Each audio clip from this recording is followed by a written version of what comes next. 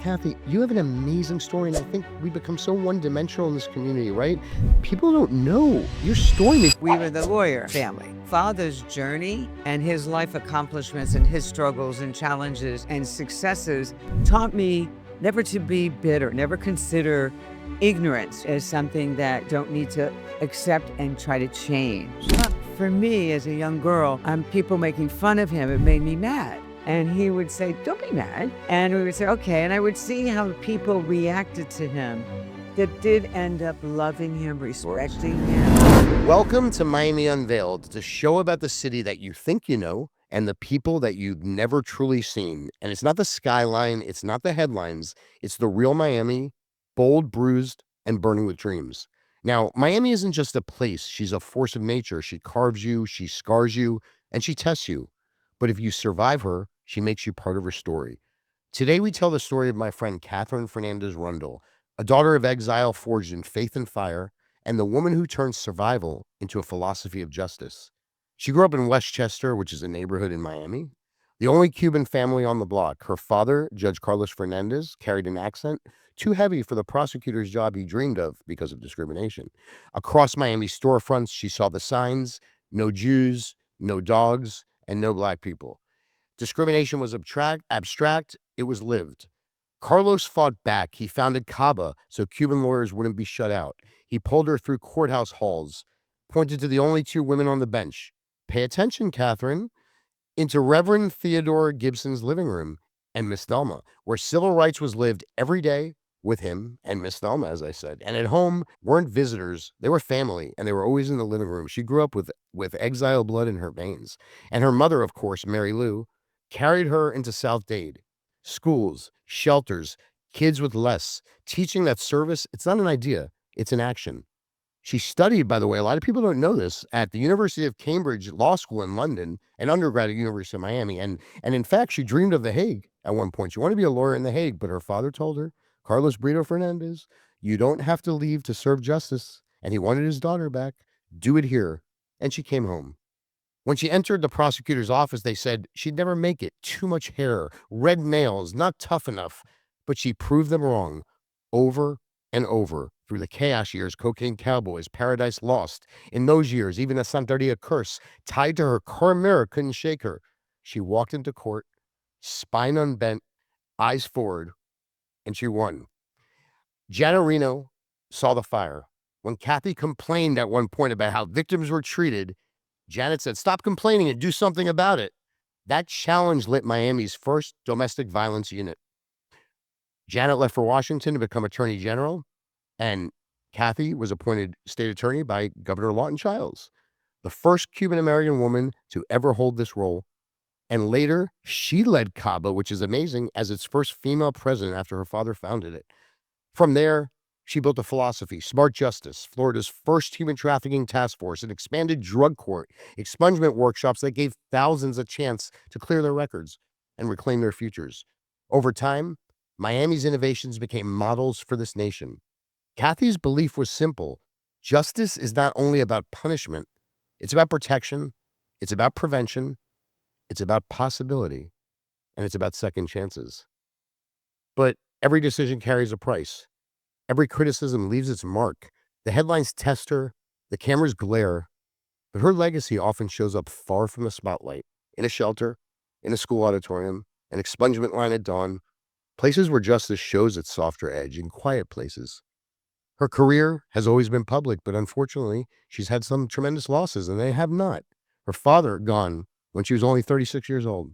Mother and sister, both within the same year, and actually even closer. Her brother, who had some struggles with mental health illness, like many families, but the grief was heavy. But Kathy didn't show it. She kept showing up because pain doesn't stop the job and crime doesn't take a break. That's sacrifice.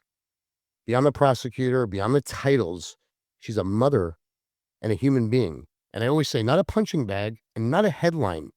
She's a human with fears, feelings, and heartbreaks of her own. For her sons, growing up in the glare of Miami's public eye was never easy, yet despite that weight, they became extraordinary men. One, a brilliant attorney, and the other one, who happens to be a friend of mine, a gifted and brilliant musician. She's fiercely proud of them because they are her greatest legacy. And now 3 grandchildren who call her Kiki. Kiki, I think, right? Bring joy, laughter, and light, reminding her that love, not power, is what truly lasts.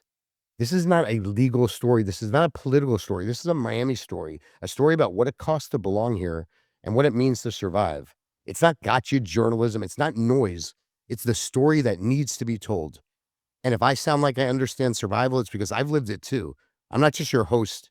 I'm a son of the city as well. And I know what it means to fight for your place inside yourself and inside these streets. And to this day, no matter what's on Kathy's plate, when I call, she always calls back and says, Fred, are you okay? No matter how busy she is. That's who she is.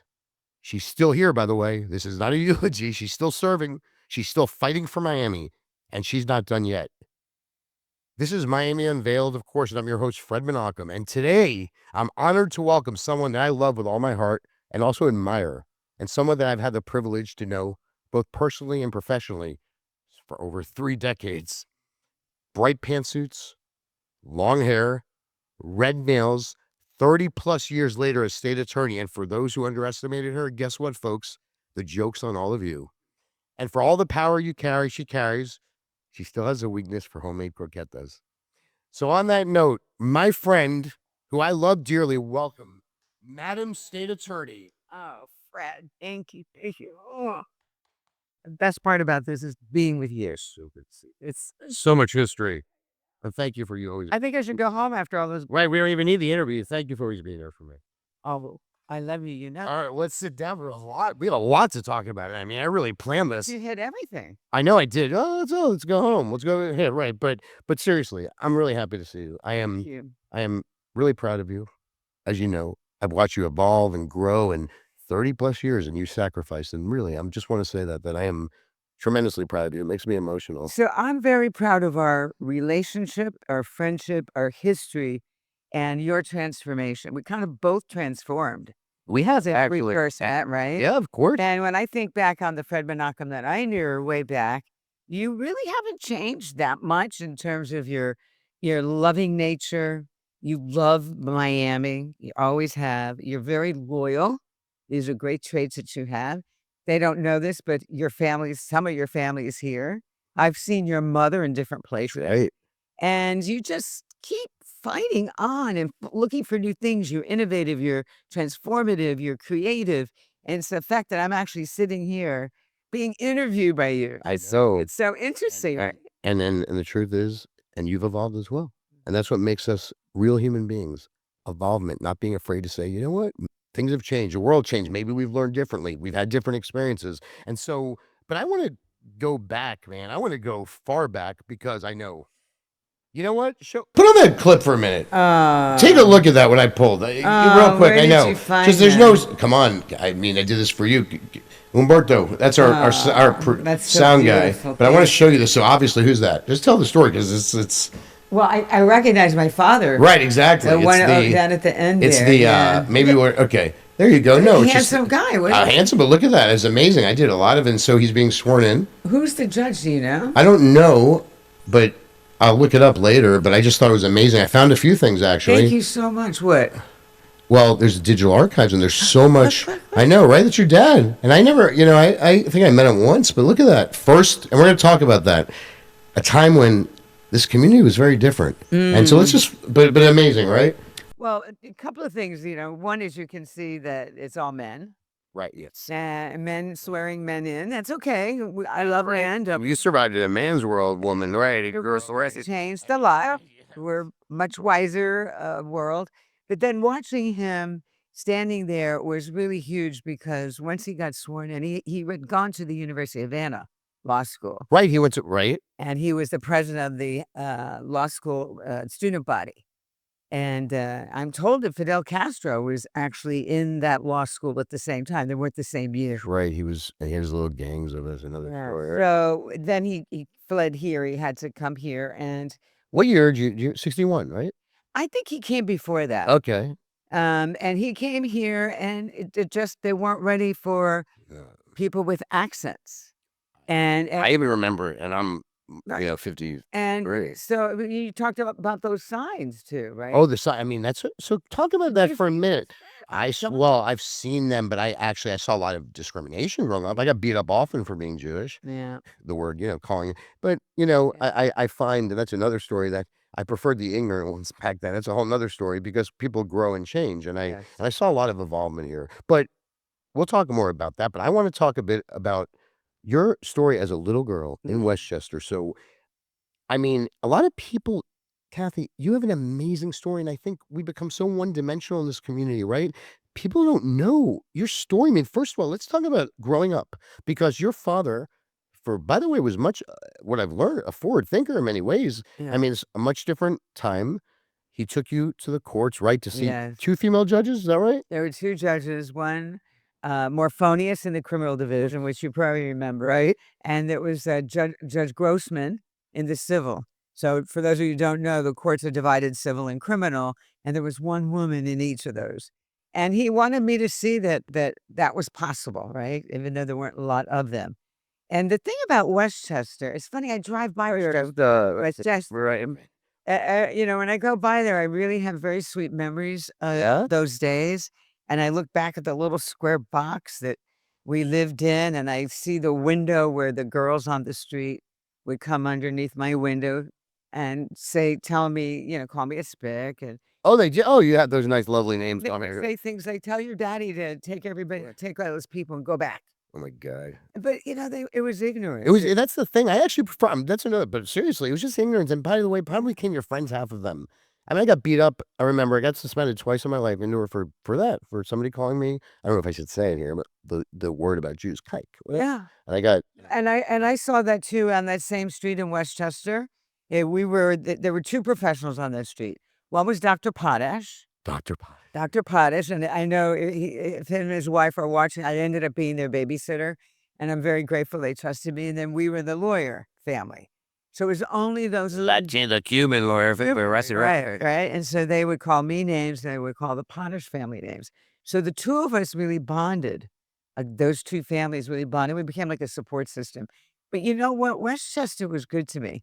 And then I was the only one on the street that went to St. Brendan's. Oh, you're saying Brendan's go I didn't know, really? So my Oh, I was skirts and all, like all that stuff? green, Oh, wow, look at that, wow, white Katherine Fernandez wow, I didn't know and, that. Oh, St. Brendan's. but all the other girls were going to a public school, and I wanted to I always felt you had some Jewish blood, by the way, maybe the Inquisition or something, because you definitely have, right? I think there's some, right? I think I always felt very like there's DNA there, by the way.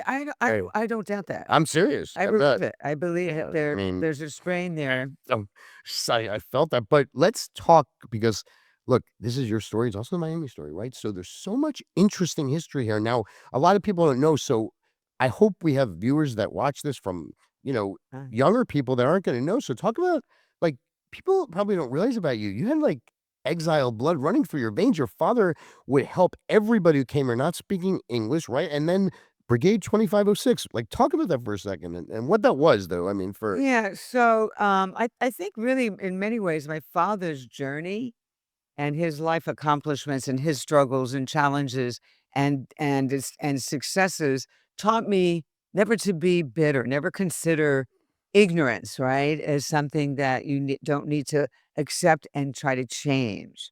And that was I thought for me as a young girl, yeah, people making fun of him, it made me mad. right. And he would say, "Don't be mad. Olvídalo. Okay. Forget about it." And we would say, "Okay." And I would see how people reacted to him that did end up loving him, Course. respecting him. And so he would take that charm of his. And let me tell you, He passed it down to his daughter, clearly. oh, I don't know about that, but thank you so much. You're And it's an welcome. honor to me to even think that I'm Send me a anything check like later. him. Actually, shouldn't joke about that with the state attorney. It's all joking, guys. All right, exactly. Right. Right. Yeah, you're so funny, Fred. I miss that humor. I miss you too. I mean, I do. I'm happy to see you. I mean, you had a lot of like professional, personal campaigns, but so much. But God, so I for actually both getting off track a bit, but it's fine. just This is feel fun, it actually. for our audience here because Right. we have this energy going that others don't really feel, and we could We could stay talk there for for hours. oh, of course. Well, we'll do it again for sure. So anyway, back to this. No, I love the joking around and So stuff, but there's so much. So Brigade 2506. So you're saying you grew up, your father always said, like, it's not worth it, right? it's not. Like stand with your, but that's why you probably eyes forward, I mean, I want to talk a little bit later about your toughness. I mean, yes, obviously a lot goes on inside, but I mean, your dad taught you that? I mean, was he He tough? really did. And my mother did in her way. Mary Lou, we didn't talk. Well, we Very talked about her in a moment. as Yeah, my of course. I didn't need to. I went from Chicago. from Chicago. Okay, right? And they were so funny together. They were She definitely was Irish, right? she was Irish. Right. I know, man. I know your story more than you Was think. it is he Irish exit, by the way, because I always get stuck with the Jewish exit or the Cuban exit, right? I don't know.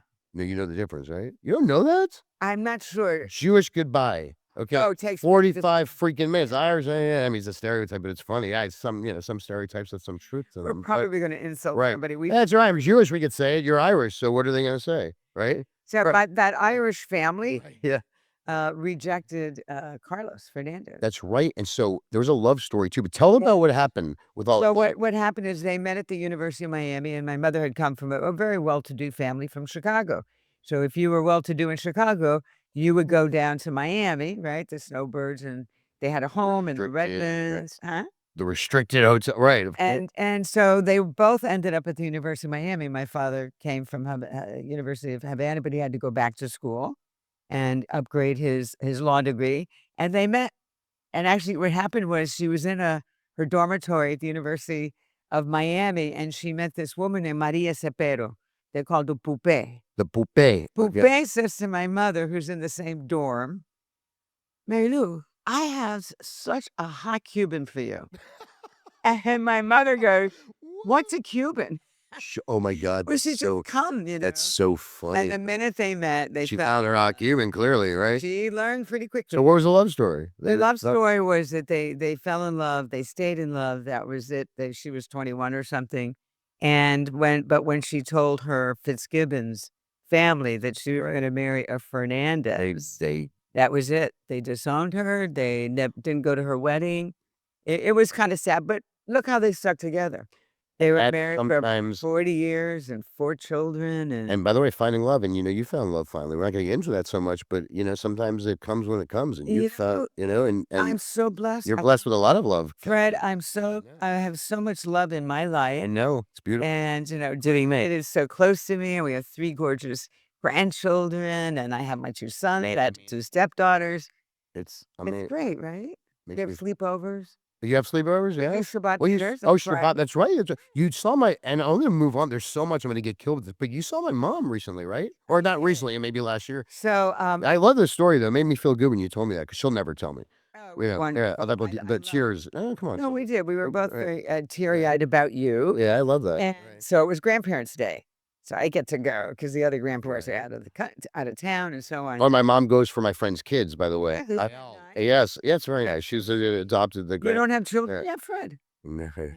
So that's another thing, right? Can you make a shit off? You know what that is? Well, I could do that, right? Right? Maybe Lisette will make a shit off over there for me, right? Nobody knows what I'm talking about. We do it. Lisette knows everything. Oh, no, trust me. It was set, right. She'd be a matchmaker. But anyhow, okay, you saw my mom. I saw your You're mom. amazing guy. And we both, she looked at me and I looked at her and she goes, I'm Fred Menachem's mother.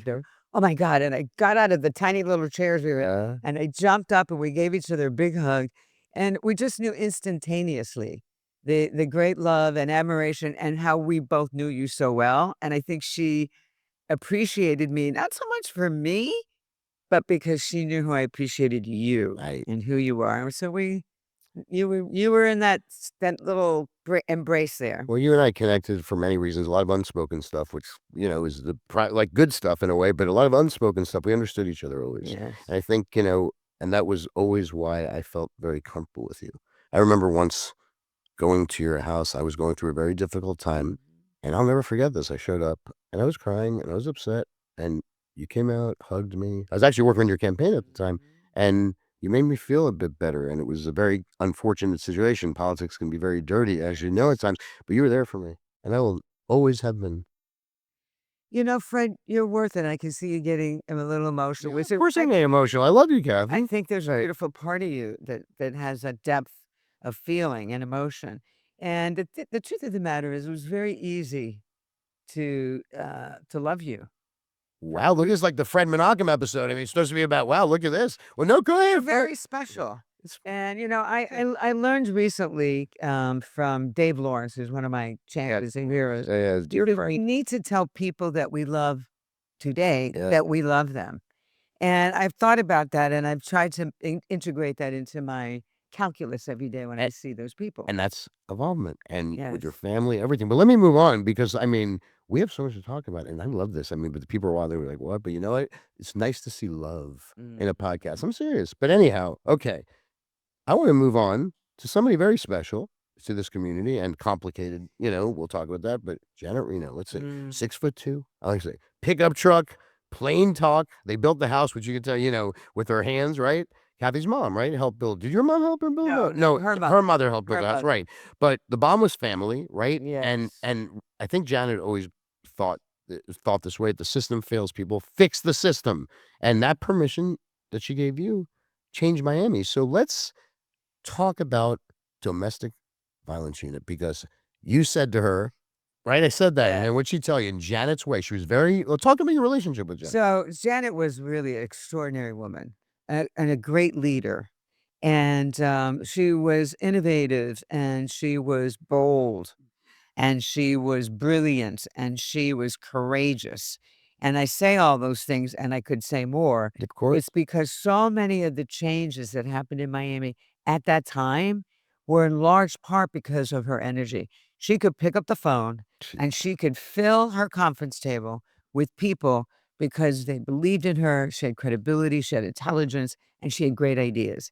For someone like me, there were, I think, 4 or 5 women when I started at the office.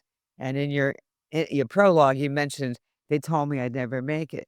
Janet didn't look at me that way. she was Janet. She She didn't. Janet didn't. Janet was.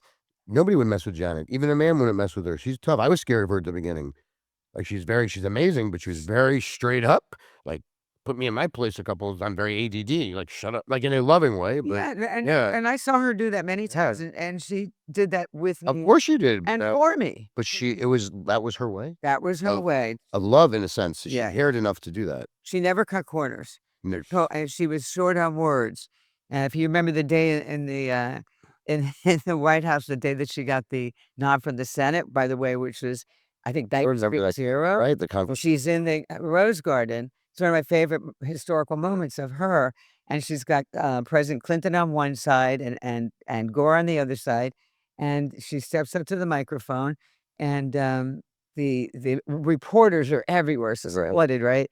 And they said to her, "So, Mrs. Reno, are you prepared to accept this role as the Attorney General of the United States?" And they went on and on and on, and she walked up to the podium, and she was, "I do, yes." Oh, She walked right back. Do you remember that moment? she was. And I said, "There you are, America. That's who she is." And so, and I have to tell you, she gave me understanding a little bit You know about. what she gave you, personally and professionally, but both. She gave me both. She was a mentor and a friend. She was a professional. I mean, I saw her through the riots here. I saw We're talking McDuffie riots. McDuffie. No, we didn't even get into that. I That was. just I mean, started. that was. I'm sure I can't even imagine. 77. You come in. We'll talk about that in a moment. But that was. So you saw. Tell me about. Tell me about that. So, So great. so here I am. Yeah. I had just, for those that don't know, I studied in Europe. I spent. Oh, I forgot to even go. Hey, my I God. mean, it's not really that interesting. No, but it's interesting to me. But we'll get back to that because I had a question about that. But let's go. We're gonna get all ADD here. So yeah, keep. Yeah, We're at the reason McDuffie rides and Janet. Yeah. So the reason I bring that up is Yeah. because I was exposed to cultures, all kinds of cultures and languages and arts and music, and I loved it. And I also was in a position internationally to see all the violations of human rights. Oh, and you Right. want to be a lawyer at The Hague. So that goes back. You're talking. Okay, so this is a great arc. Okay, so Which I'd also learned from my father. Right. Remember, he was a civil rights. and he was plus violated. I'm saying was So there I am in Europe, and I'm looking at this. I graduate. I come back for that summer, and I say, "Daddy, listen." He says, "What are you doing?" I said, "Well, I'm going to go to The Hague, and that's what I'd really like to do, and I want to fight the human rights violations that I see all over the world, particularly against women and you children." were daddy's girl. And I was a daddy's girl. To which he responded, "No, no, no, no." No, did he call you Kathy or Catherine? I think he called me Kathy. Yeah. Like, All right. when he was being polite. No. Well, he was. No, I know people. Right when he wasn't angry. Right. Exactly. And so he would sometimes, but anyway, he then said to me, "Listen, you can't just wait around here. The summer, I want you to go to the state attorney's office." I had no idea what the state attorney's office was. Oh, you didn't even I didn't know. 25, 26? Yeah, exactly. Yeah, I'm like, I don't know. Kid, but yeah, you're. And I looked at him and I said, "What is that?" He says, "Well, Wait. you'll see. So just go." So I end up going to intern there. And I realized it wasn't just about putting people in jail, Right. which was, I told him, that's Now, not. Janet was there? No. Janet was just starting. Right, okay. And there's a story about that because when I got hired and I fell in love with the office, I found out later when my father died 1986, you were 36 years old. that And the then state attorney, well, Janet had become state attorney, the former state attorney, Richard Gerstein, oh my God, I remember he Richard. came up to me at my father's services and he said, "I'm so sorry, I have a confession to make." And he told me then and there, and I mean, I could cry to this day because he said, "I didn't hire your father." And I said, "You didn't?" Wow, Richard said that, but he wasn't. I'm surprised. He's a big No, guy. that just kind of shocks me, but yeah. And he said to me that my father had applied to be an assistant state attorney to work at the state attorney's office, Yeah, but he had an accent. And he said, "I just thought, Kathy, the jurors just weren't ready for that." And so it's definitely not a discriminator, right? right, but think about that. He never said that to me. It consistently. Your dad never told you that. No, I never knew Well, you learned about that from. from Gerstein that night, way past when he died. And so I mentioned that because it showed how my father was so just open and giving. He never was bitter about it. He wanted his daughter to do something that he couldn't do or didn't have the opportunity to do. So I have a question, and again, we first to talk. Drives me crazy because we get wrapped. Because I have a question though. But going back to The Hague for a minute, is there a part of you that ever says, "What if I wouldn't have come back? Right? How would my life been?" No regret per se. You ever think about it? I mean, You know, yeah. no, No, I don't think so. Not to that part of right. part of the history that I thought I wanted. It was just once I became immersed You and I loved the office and I loved its mission. I liked the people that I worked with. I loved helping victims. You mentioned domestic violence, for instance. I remember being a young prosecutor and there was a woman, I can see her today, and she had burns all over her arms from the cigars that her husband would oh my put out God, on right. her, and she didn't wanna tell a story, and I remember, that I had to make her strong to tell that story, and I realized how difficult that was for her, and then shortly thereafter, there was a woman whose husband had shot at his wife that missed, and we call that attempted first-degree murder. Right. Well, we go to court, I have to convince her to stand up, be strong, don't look at him, he did you wrong, don't worry about it, and the judge opens up this is where we were at that time as a nation, as a society, Right. and he looked at her and he said, "Wait a second, your husband shot at you and he missed?" "Yes." He goes, consider yourself lucky he's a bad shot." And so, Oh my God. from that moment on, from all that accumulation of seeing these women struggle and the courts not understanding it, prosecutors not understanding the dynamic, the symptomology, the victimology of these women, particularly women, that led me to the mission of doing something about domestic violence. So when I went to Janet and said, "Janet, we have to do something. Look at all these women. They get hurt and they don't come back. They don't get justice. They go home to their abusers." And that's the kind of woman she was. I Told you, me the then cra figure it out, right? And he's very then strict, go fix it. and you did though. And I tried, Just like the grand jury, the hurricane stuff, which I mean, Oh, wait, she or, gave me so much she let you, latitude. but she gave you lateral, right? Yes. To do. She just said, figure it out, right? She was different times, right? And like my time, and she just let you do it, right? Yes. And you did it. I mean, it's really, sometimes I get credit when she's really the one because if you're not open to new ideas and you're not open to mentoring people and trying new strategies, then I don't think you're really a leader. And I wouldn't want to be with somebody like Yeah. that. And she was that. And she's the one that should get the credit. She was hard on you sometimes, right? Oh, yeah. She was right, right, Uh, right, right. We had some, but I tell you what, once look, it's like anything else. You don't agree with everybody that you love or admire I mean, I would hope not, or actually. you live with, right? Who wants to be? It's like you 100%. say, you don't fight your spouse. Of course, you're gonna fight. It's how you fight, how you evolve. That's right. Anything, anybody, every relationship. And so, but she was the state attorney. So when I would maybe argue with her, and not a lot, Right. about a case, Right. she would say, "We're filing this," and I would say, "Can we try something else?" And if she made the decision, Sure. I respected it. I didn't. Right. I backed her all the way publicly. Right. Even the Elian case, it was such a Well, sad. that's I was gonna answer that later, but let's just talk for a moment about that because I think that was a very hard moment. Eliana, for a moment, for people that don't know, 6-year-old boy, uh, on a raft or on a boat with his mother and a bunch of other people. A lot of them died. He ends up here. His father, by the way, wanted him to come, but he became a pawn of Fidel Castro. Yeah. Comes here. I'm just saying it for, Yeah, folks that no, might of be course. watching, and it triggered what you call it. I mean, it triggered them. There are a lot of high emotions. It was the first time a lot of people probably saw what Cubans had to experience. But the bottom line is that Janet Reno was the attorney general, right? And Yes. and President Clinton put it in her hands to deal with. And you look, I don't want to relitigate this case, Of course. obviously, but in my opinion, the kid should have his day in court, whatever. But that's being said, Janet had done so much for this community. And so talk about the moment because that had to have been very difficult for you. And also, did you judge somebody by one decision had done so much? So talk about that. That in and of itself is a lesson, and I'll come back to that in a minute Yeah. because I learned a lot of those kinds of lessons from her. And that was a very hard lesson because I saw people, the Cuban community people, the people I love, the community that I feel so attached to, right? They were in your living room growing up. I Yeah. mean, that was the history, We right? we were one house full of Yep. Cubans living in Westchester. Westchester. But All right. and the Cuban community really loved Janet at one I point. know I that saw they did. They I did. saw it all the The whole time. community loved Janet. How could you not once they got to know her, right? And then this one decision, she lost some of her best friends. Yeah. She lost so much love from the community. And it was so sad to see it happen. And here I am witnessing it firsthand, a woman that I admire, as did the community. Yep. I didn't like the way in which the decision was made. I didn't like the decision itself.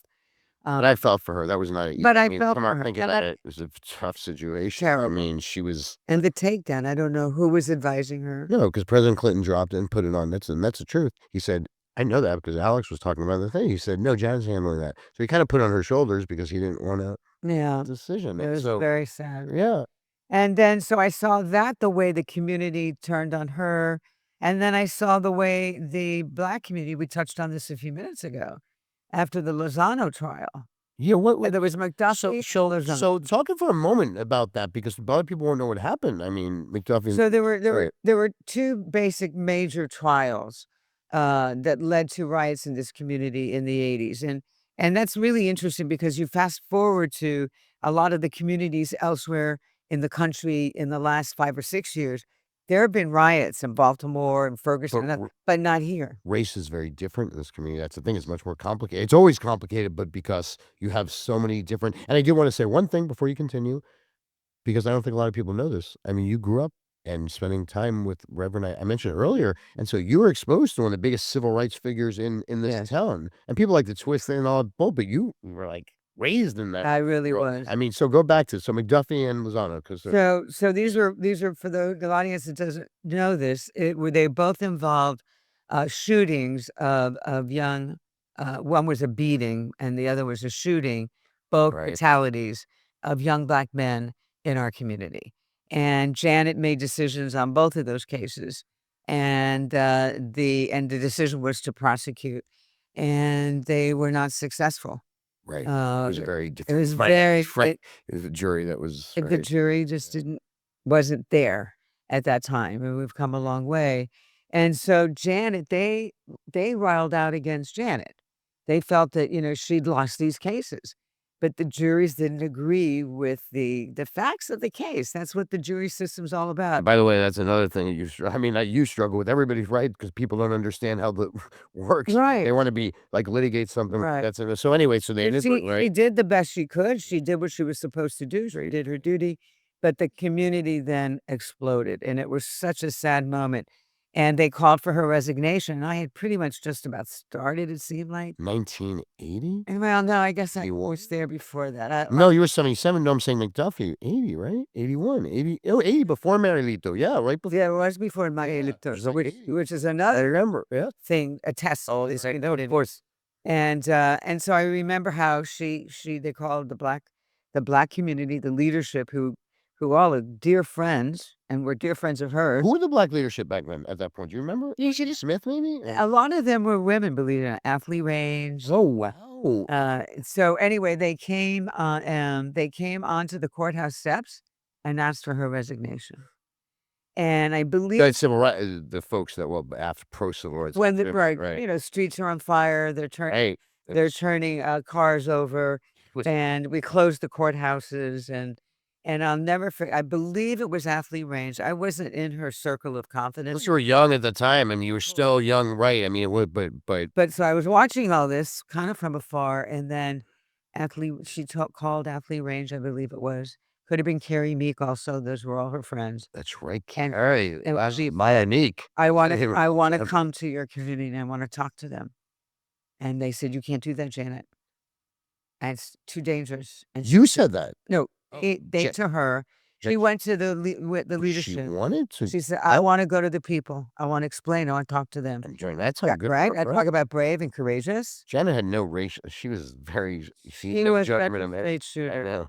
So anyway, to make a long story short, Yeah. she did that. She did. Went to the, She went in the community. She went to the churches. She went to cafeterias.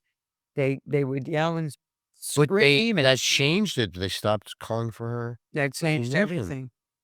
Her role with that community. And then, so yeah, I mean, I use that as an example because I watched all these, turnovers in her life that were large scope. I mean, all of us have stories and challenges, but hers were on such a large scale And a different time. and a different time. It's look, I will say something, and I want to, I'm always watching this clock, Kathy. It's so dry. I wish I could talk for hours, but we have more time. But I will say this because I think it's important to say, Janet did so much good for this community. I think at this point, all these years later, I think it's. Did I agree with the decision? Of course not. Do I think you should? But that's irrelevant. She did so much good. Yeah. She was such a good person. She helped build this community. She wasn't judgmental about race, any of that. She supported. And it's unfortunate that her legacy is, to some people, but maybe things will change like anything else. Yes. So why don't you do this before we move on to something that you're looking, no, not door number one. No, but what are give me 3, 4 great things you did. Like, Janet, accomplishments, I'm saying. I know. Hers. Yeah, let's Okay, go for a so- second. I just want to, because it's always Elion. Yeah. Like- well, I mean, you're right. I mean, Yeah. we just talked about 3 challenges that she had to overcome. I don't mean you and me talking about it. No, I mean outside. People judging a legacy by 1 or 2 things is what I mean. It's unfortunate. I think Yeah. her legacy should be that despite community reactions, despite mob mentality, right or wrong, Yeah. whether she was right or wrong, Everybody makes mistakes when you wouldn't be accomplishing anything or doing good. So that's right. So I think staying true to herself and the respect that she garnered in the judicial arena, that when she walked the streets, people respected Yeah. her, they admired her. I think that was a huge accomplishment for women and women lawyers. Remember, when she became a lawyer, she knocked on doors and they said, "We don't let women in. We're his lawyers." It's a private firm. So for younger women at the time like myself, you talk about how blessed I am. And, I mean, a lot of it had to do with watching her and watching other people and watching my dad and other leaders. Alex, I used to work with Alex Pinellas on gun violence. I know. Right. I mentioned that because he's a Very special. very special person. Worked for him for you. Yeah, he's family. Yeah. He is. But he's a very special leader. Yep. And I admire him. And so I think if we all look at leadership, that's what we should try to emulate. Those that are successful, Yep. learn from their mistakes. I learned a lot from that And early on decisions she made, right? But anyway, I've got a lot of decisions I've made that people haven't liked. you've evolved tremendously. You've admitted things at times, right? You've learned. Oh, Like drug court. I definitely. mean, I want to talk for a moment about when you. I hate the word power. It's the stupidest word for me. I didn't mean it. What? I didn't even hear what you. Power. I hate the word power. Oh, So I'm thinking about when you came influence. as a power. No, I'm thinking whatever. I mean, no, I'm saying when you really took on significant responsibility, right? It's 93, I think. Lawton Childs, right? Janet goes to DC at that point, right? All of a sudden, you knew. I mean, I guess you knew you were going to be at that point put into that position. So yeah, it's interesting. So when Clinton became president, he Right. tried. He wanted, and I think some with Hillary's influence, Rough. wanted a woman to Right. be an attorney general. So I don't know if you remember that. I don't know if any of the audience remembers. There were a couple of hearings. The Yeah. two candidates was looking to appoint. Right. I think a female. That's what the history is. So he went through two. One of them ended up being a playboy, and she was. Oh, in Miami back then. Right. Right. Not a shot. So I Right. felt bad for her, and Right. then the other one, Right. Zoe somebody or other, she had a babysitting a nanny illegal and something like that. So I remember it was Right. as Oh, we're out. opera, and I saw the second one failed. And Oh, so yeah. Janet then got the call from one of the Right. senators and said, "You got to go up to Washington and meet the president. He wants to meet with you." And so she asked me to take her to the airport, and she says, "I don't want anybody to see her." This is how funny she is. She said, "Janet, and everybody in the airport is like, 'Hello, how are you?' It's Oh, she was embarrassed, kind of, right? Well, she didn't want people to know. humble, She's very humble. Of very course. humble." Yeah. So anyway, she goes up to Washington D.C. I don't hear from her for days, and then she says, "I need suits." You thought maybe they killed her or something, right? Yeah. Around kidding. I Right. knew once they met her Right. that they were gonna You knew they would do right. they would choose her. It was. And they chose her, and she called me. She got the appointment. That's when I told you I watched it in the Rose Yeah. Garden. And she called me, and then I got the appointment You were probably crying. She wasn't, of course, at but you probably. the same time, and Right. I'll just was one of the I get goosebumps to this Yeah, day. she was a beautiful friend. She said, "Madam State Attorney," and I said, "Madam Attorney General?" And we're on the phone. It was just a glorious day, right? And, so that's one of my fond memories. She I mean, you're a very loyal person, and so is she, right? That was Yes, you're able to we were find somebody very that and that's beautiful. Friendships like that are few and far between. And then Yeah. she left for me such an incredible office and a mission, and I'm forever grateful to her for that, and grateful to the people that have kept me there, because that office, and I have to, 8 terms. Amazing. and the people, Fred, I would love for you to come and I would like to have just a section about the state attorney's office. We can do what we gotta do. I mean, I think that, the world's changed so dramatically as it relates to this kind of stuff. Podcast means less expenditure, and I think really there's a very important place because and again, I didn't mean to get on this topic, but I will for a moment. Media. It doesn't exist Mm. anymore. Let's be realistic, and you don't like telling your own story now. Like, who owns your story? Because media doesn't, in my opinion, and I have great respect for Meeta Glennon Milliberg. There's people, of course I Of do. course. She's a dear friend, but I'm She's saying great. I'm so happy for her. I love her. Yes. So another dear friend, but media is like there's no. It's just gotcha. It was always gotcha, but it's even worse today because there's no fact checking. It's a post-truth world, I always say. So I think that you should do more. We'll talk about that. I'm always to support. You know that, and I think it's so important to get the message out. And you're all about change and involvement, and I think there's so much good that can be done. So let's talk about that good. So, okay, so Yeah. that office is such an integral part of this community, not just the law enforcement community, Yeah. but all the community, all the various diverse parts of this community. And so one of my missions I really wanted to accomplish, because people would say, as did I told you at the beginning, what is the Right. state attorney's office? Right. Exactly. Right. Who are they? What do they Who's do? Kathy Fernandez Rundle? Right. Exactly. Who- Right. Until And, you see a letter and you're out. Right. Exactly. and Right. so, that's a disservice to the community, Oh, because that's who we work for.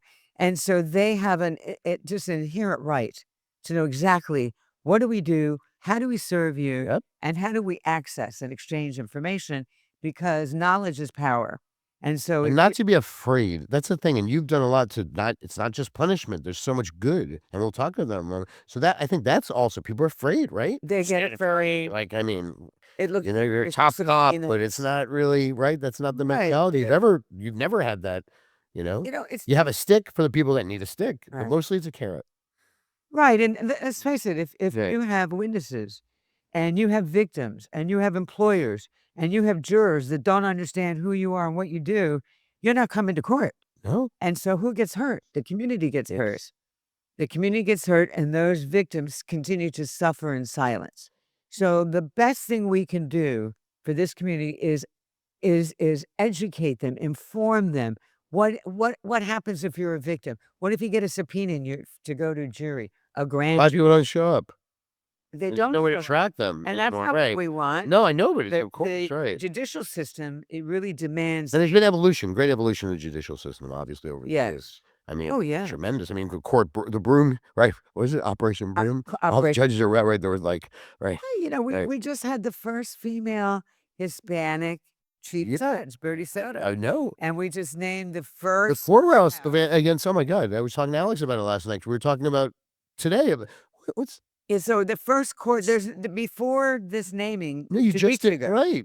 there Oh, was not a single courthouse in all the state of Florida that was named after a Hispanic. that's insane. Even Yeah. today? Wow. Yeah. So, I mean, and you think about the lawyers that are Hispanic from all kinds, not just Cubans, Nicaraguans and Colombians Right, and of Puerto course. Ricans. No, of course. I mean, we're in Haitian. I mean, well, it's not Hispanic, but even, Haitians as well. And Haitian, Immigrant, Bahamian. obviously. Yeah. I mean, Bahamians built Coconut Grove. That's another story. I mean, that's it, right? I mean, Yes, yeah, yeah. Bahamians did build. Stirrup, right? Yeah. But anyway, back to what you're saying, because we've limited time. So you were saying about, no, well, let's go to that. Now let's talk So- about you and firsts and transformations, because we haven't even gotten to that. And that is so important. And I really want to get into that. But you were saying, finish that thought. And then we're going to get into my friend, Katherine Fernandez Rundle, all the great things that you have done for this community. Thank you, Fred. You're welcome. I really appreciate you. I do. And I believe that. And I appreciate you getting this message out, because it's really important that people understand the judicial system is a pillar of this community, but it can't work without the people. And the people are so fundamental to that process. It's there for you. It's there to protect you. It's there to serve you. It works for you. The state attorney's office works for this community. How do you get that message out? There's not enough funds to, you know what I mean? It's like everybody's trying to get a message out. I want to get into a few things that you've done. And I want to talk about the hate stuff, really, because let's be realistic, the anti-Semitism right now, and I want to, and I think it's something that I'm not afraid to address. I've addressed it. Everybody's brought it up. Every single person that's been here. Let's talk about it now, and then I want to get into all this stuff, human trap, just for a moment. Yeah. Because I know that Mayor Levine Cava, yourself, and Renee Garcia have been spending a good bit of time on that, right? Talk about that for a minute.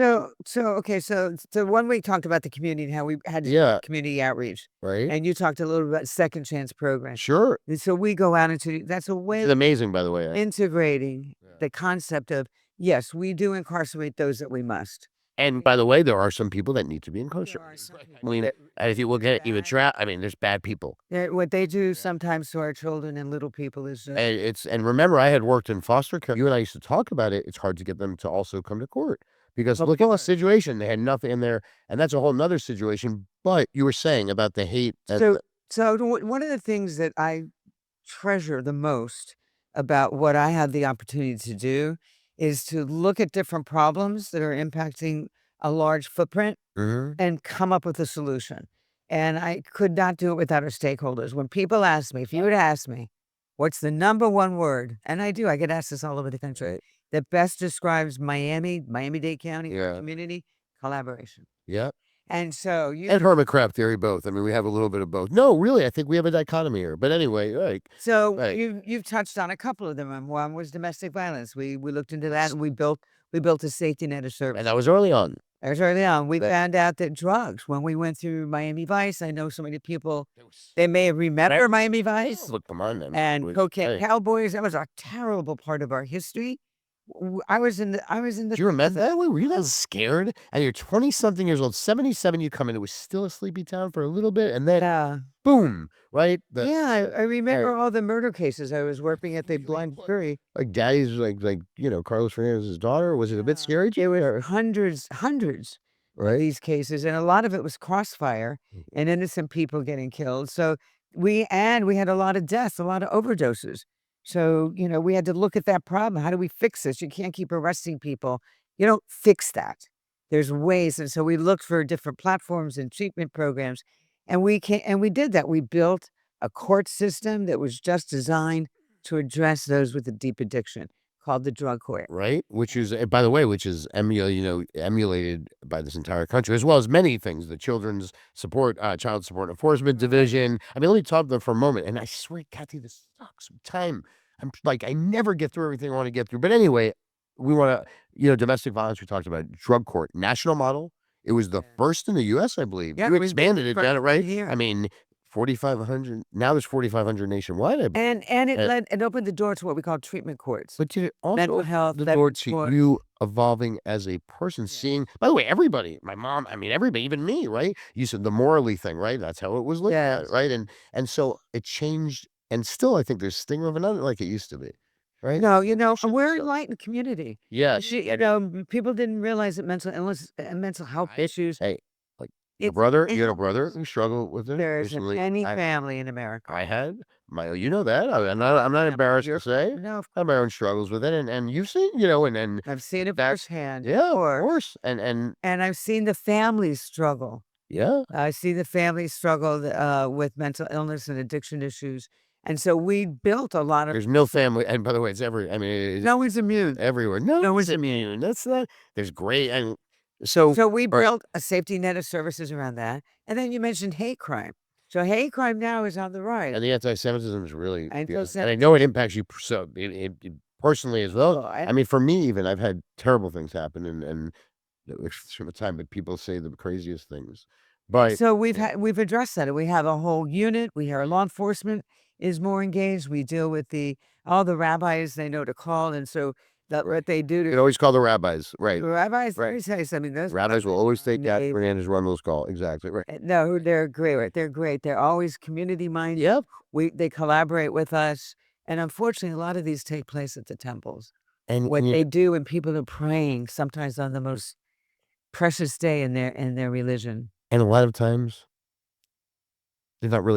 there's not really something that you can, right, adjudicate, litigate, I mean, Yeah. or prosecute. At the end of the day, a lot of times it's ignorance, and how do you change that? And we're not gonna figure it out today in this podcast, Yeah. but it's upsetting, and it's not just obviously anti-Semitism right now is pretty significant, It's but on the rise. I think at the end of the day, that's a big part of it, but also it's that people are not willing to take a dent in their narrative and put themselves in other people's shoes and see that the world doesn't exist in a black and white, Right. one-dimensional way. But I want to go to a couple things because we're like almost done, and I will not stop until they throw me out of here. But gun violence initiative, Yeah. the condo HO accountability. Yeah. I just want to throw, you brought, hate crimes we talked about, Yes. corruption task force. I mean, there's so much you've done. Grace Court, and Grace Court is for the children who have been impacted by human trafficking and sex trafficking. I mean, it's amazing.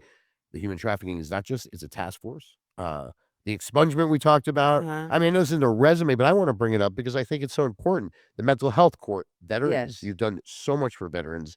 Domestic violence. I mean, there's so much here I could talk about, but Can we focus a minute on the human trafficking? Do you mind, Fred?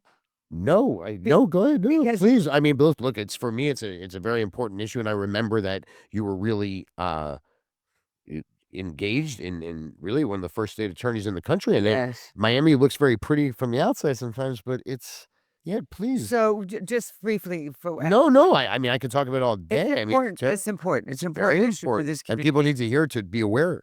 on a couple of different fronts. Yeah. It's really important. So number one is, does it exist? It absolutely exists. And well, the way that I became involved in this was the Polaris, a national survey group that works for Congress, takes stock on where are the human trafficking victims? Where are they? Well, Florida came out to be number 2 or number 3 in the country, It's and Miami-Dade was number 1. And that was in 2012. No, I'm sorry, 2000. it was 16. Yeah, 2016. Thank you. It's amazing how much we've accomplished in just the I last. just read your mind, Katherine Fernandez. Thank You're you. welcome. Don't read all of it though, because Right? No, Wes, I could read. I don't need to read. My mind. We're not responsible for our thoughts, Kathy. So Miami-Dade was number 1. And when I looked at the cases we had 3 cases. So what does that tell you? If you don't look for human trafficking, you're not going to find it. And so I went on a so mission. good, right? At covering it. So they covered up. So at that time, I had 3 cases. We built a collaborative stakeholder journey. We went out to find out who are these victims, where are these victims, You mentioned foster care. I mean, I worked on it for a long The time. Of defendants course, and what I saw was yeah. heartbreaking. Who are the perpetrators? How do we rescue them? Where are they? Mhm. They're runaways. Their victimization is horrible. I mean, they're raped sometimes up to 20 times a day, 7 days a week. They're It's drugged, they're kicked, they're beaten, they're isolated, they're stripped of But their you also dignity. started a shelter, right? We And did. there's more than It's that. You weren't just prosecuting these crimes. You oh, were no. No, I know you had a whole I mean, I'm saying I Yeah. know that. So, The only way right, you can really address something that is that divisive right. and evil in a community, gun violence is also evil, right? You have to create a whole collaboration of stakeholders. So there's got to have intervention, you have to have punishment.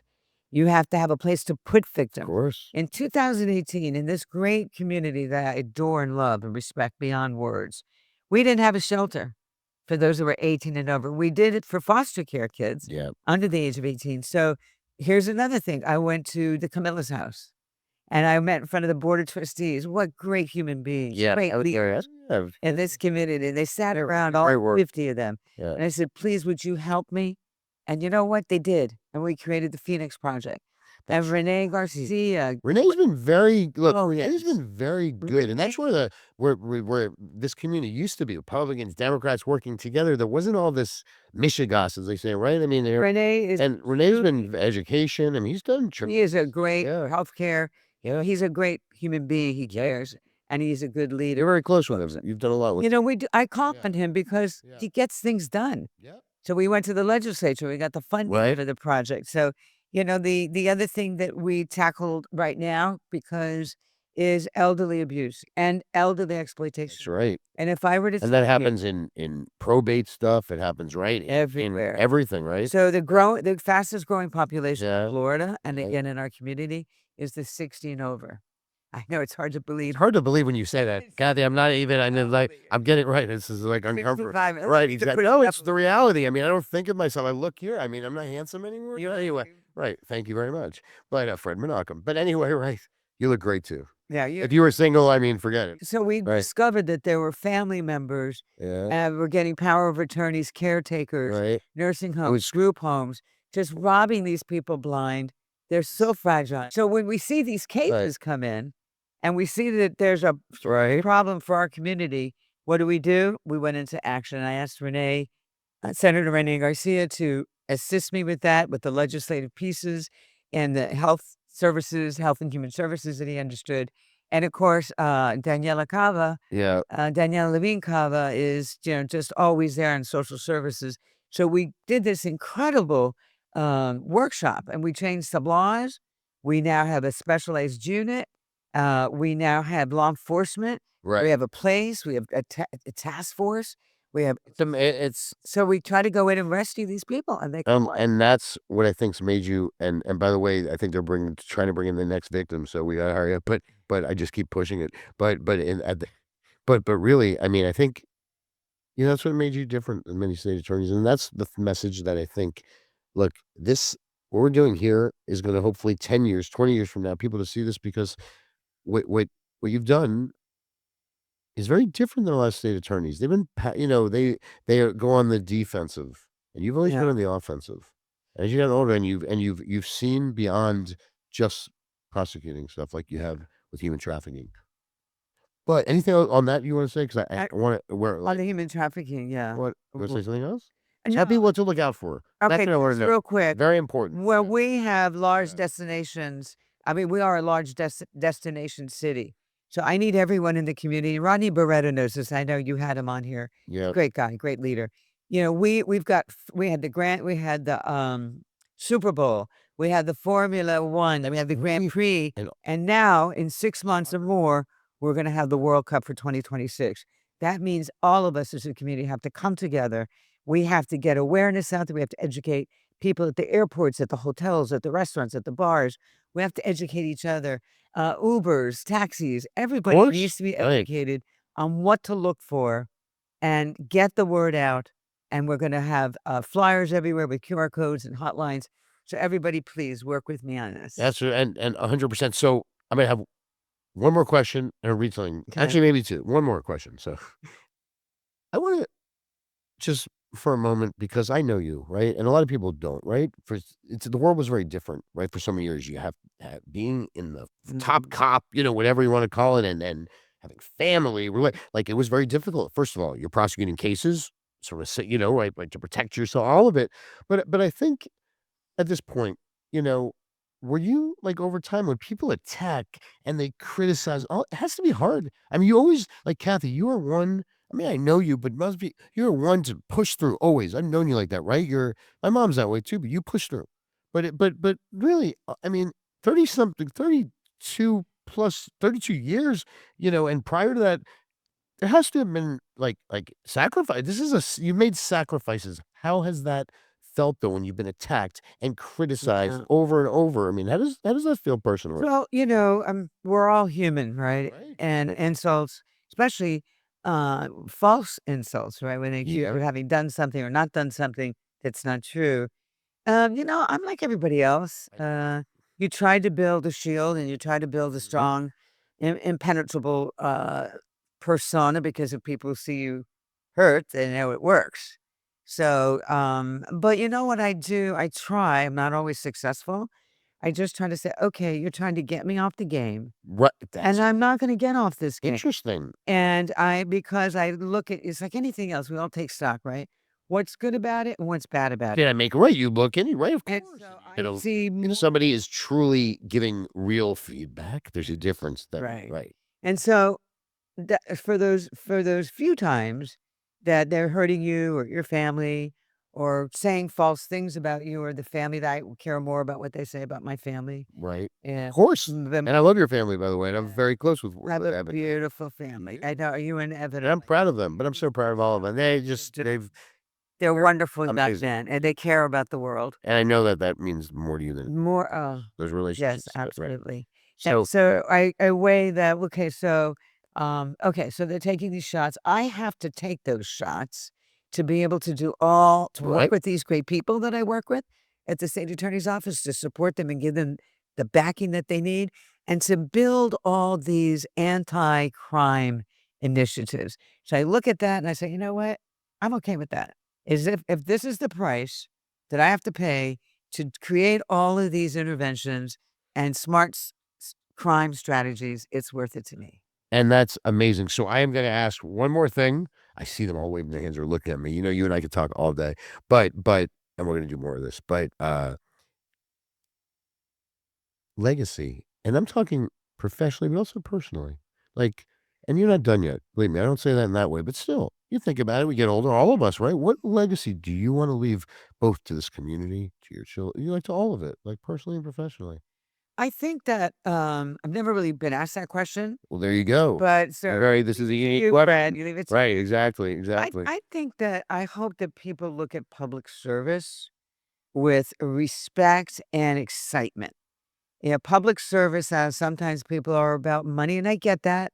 I was blessed. I didn't have a lot of student debt. Right. I was able to do this. My parents wanted me to do this. You stayed in it. You could have done people don't realize one thing, and I'm gonna shut up, but you were a fierce litigator. People don't realize it. They're like, "Oh, Cat never." You're a fierce. But anyway, back to you could have gone out private for, and done a lot of stuff. Yeah, I But hope that some of the legacy, I cut you off. so I would hope that the legacy that I perhaps give to the world, whether it's women or lawyers, anybody watching, and whether it's staff, support staff, victim witness counselors, public service Mhm. it's an honor. It's an honor to be able to serve the public. And anybody that doesn't respect public service doesn't understand the value. And I agree, and I think there's so many ways to give back now, personally, your legacy, because I know that most important thing, your family. Like, what's the legacy you wanna leave? So okay, so I guess I don't mean to make you emotional, Catherine, please. no, I would say that women in particular, Yeah. women, we just do. We have a lot of responsibility. We have a lot of bouncing balls all the time. And women need to understand that they can do it all. It's not easy. Much more than men. Look, and I hate misogyny, by the way, and right. Everyone, Not a fan, right. we just need to support our women Yep, and we need them to feel like if they believe in themselves, work hard. yep, There's no substitute for hard work. yep. I work very hard at what I do. I love what I do. So it's not like work. Well, you It's work a on labor. It's a labor of love. but But I want women to know that they can do that. I want young people to know that they can do that. They can have such a great sense of accomplishment, and you can be a mother or not. Yeah, you can be married to whomever you want. right. You can have whatever job you want. If you just set your mind, believe in yourself, set your mind to it, look for other strong people. If people want to mentor you, stick to those people. Stick to the people whose values you like. Even if they don't accept you right away, I keep on trying. Keep on trucking. keep on trucking. Well, I'm very proud of you. I wanna read one thing, and then, of course, Kathy, I love you. I have to I say that I truly you know and the this has been feeling. great, and I know this is not you've never, like, done this kind of right? I don't I'm saying I think it's because it's so natural between us. I really wanted to do this because I think that this is the kind of thing that is so important, and, I'm fortunate that so many people are willing to sit down with me and be real like that, and it's hard because we live in a world that you can't always be yourself, No, and no. unfortunately, and so I'm so happy we did this, but I wanna say something to you, Katherine Fernandez Rundle. You've been called tough, criticized, praised, reformer, survivor, but I know you as something rare, human. You carry the city, and you make time to carry people. You've done it for me over and over. I told you earlier when I've gone through hard times, you've sat with me. When I call you, you could be doing a million things. "Fred, are you okay?" You have no idea how much that means to Mm, me. Like, I'm gonna get emotional right now. No matter your day, those are always, mhm, no matter what's going on, you call me, and that's who you are. And now the city, in my opinion, this community, county, has not always given you a proper thank you. Public service puts you in the line of fire. People often forget, and that's unfortunately politics and whatever you want to call it, public ser that there's a person behind the title. So let this be one like so many firsts that you've created. Thank you for mhm. everything that you've brought to this community, and I know you're not done. Thank you for your courage to evolve because I've seen it firsthand, both personally and professionally, and you've seen the same thing. For admitting mistakes when they happen, because there's always mistakes, for making justice both tougher but also kinder, for drug court, for veterans court, for mental health court, for grace court, for the first domestic violence court, for the hate crimes unit and human trafficking task force, for the child support division that studied thousands of families, and for every life touched at these sealing and expungement tables. But legacy is not the only thing you built in the courthouse. It's Justin in the law. It's Evan in his music. It's your 3 grandchildren who carry your smile forward. It's what you leave for them and for this community and what you continue to leave. And it's proof that justice can evolve, that compassion belongs beside strength. And so Maimonides, who is a rabbi, right? Yes. And Rafael Diaz-Balart was with me the other day, showed me this. Ah. Yeah. So the righteous life is when merits outweigh sins, and the same is true of governments, right? Once Miami, scales were heavy with sins, corruption, violence, broken trust, but because of you, and I say this with true sincerity, the weight has shifted. Today, this city carries more merits than sins, and that transformation will always be a part of your legacy. Mhm. Through every storm, I'm getting emotional. Every headline, every season of doubt, you've always shown up. And as Miami grew up, so have you, Catherine.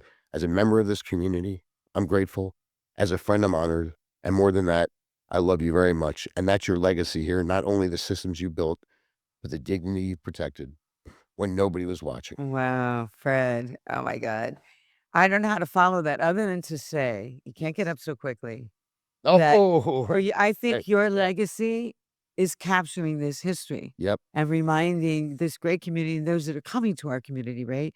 Where we've been, how good we are, and where we're going. And Fred, watching you, and I've watched some of the podcasts that you've done, and your humanity and your own kindness, but also your intellect is just really beyond. There is nobody that even sounds like you or looks like you. Truly, I see a lot of people. I know you You are tough. very distinctive. You're very special, not just to this community, but to everybody that knows you. And you're very special to me. And thank you for allowing me to be here today. Same. Come on, give me a hug. Oh, this has been amazing. Thank you so much. You're good at this. Look at that. Hey,